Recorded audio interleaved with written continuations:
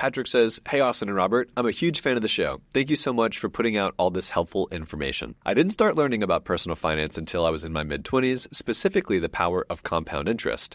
I don't have kids at the moment, and I'm not sure I want to in the future, so my nieces and nephews are my focus. Ideally, when they are ready and mature enough, I will have contributed for over a decade to some sort of brokerage account on their behalf. Austin, I believe you once referenced saving money for your own nieces and nephews.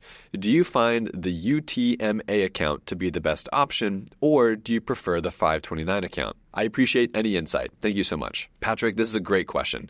So let's break down the differences real quick between the 529 account and the UTMA account. So the 529 account, just so we're on the same page, is an investment account. And by the way, we talked about this on Monday's episode. It's an investment account that parents and other, people that have children or nieces and nephews can put money into, invest the money, and use those profits tax-free to pay for education-specific type expenses. So think college tuition, think trade schools, think room and board, things like that, right? Education-related expenses. So let's say you put in $50,000 over the next decade. It grows to $100,000. You have $50,000 of profits now in this $100,000 account. You can spend those $50,000 of profits completely tax-free on education-related expenses. That's the 529 account. Now, what makes the 529 account cool, in my opinion, is once that kid turns 18, you can roll over up to $35,000 out of that account directly to the child's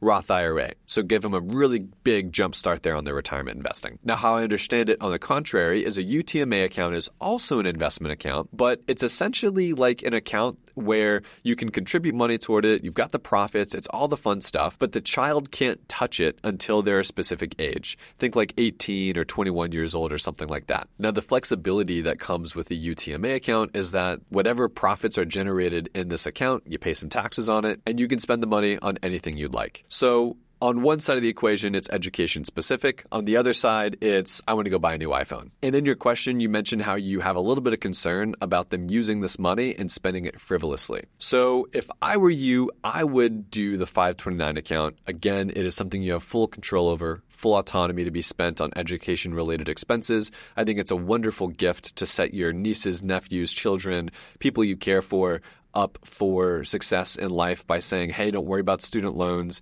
Hey, don't worry about that trade school. Don't worry about these education expenses. I will cover that for you. I'll set you up on a really great, take the right step forward with your own finances. And don't forget about that $35,000 rollover to the Roth IRA as well. Yeah, I love this. And I just want to put some clarity out there for this question. And it's a great question. And that is, you have no clue at a much younger age what this child, niece, nephew, whatever it is, how they're going to turn out at 18 or 21 years old. So you have to understand the cons of a UTMA, and that is they have full autonomy to do whatever they want with the money at 18 or 21 years old, whichever time you have it set up for them to take over the account. And so if your goal is to set them up to have a paid-for education, then you have to do the 529 account. If your goal is to try and trust the system and you want to do the UTMA account, there's more flexibility. There are some benefits to the UTMA account, but I personally would not do it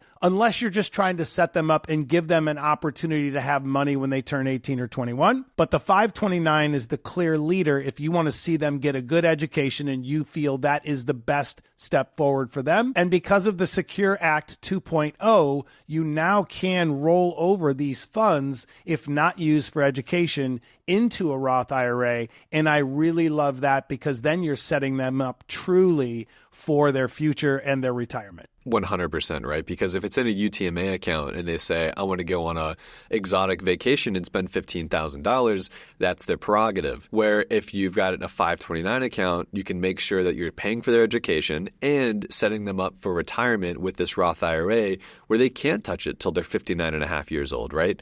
So it's what I prefer. It's what I'm doing. And I think it's the best way to set up the future generation for success with money. I agree 100%.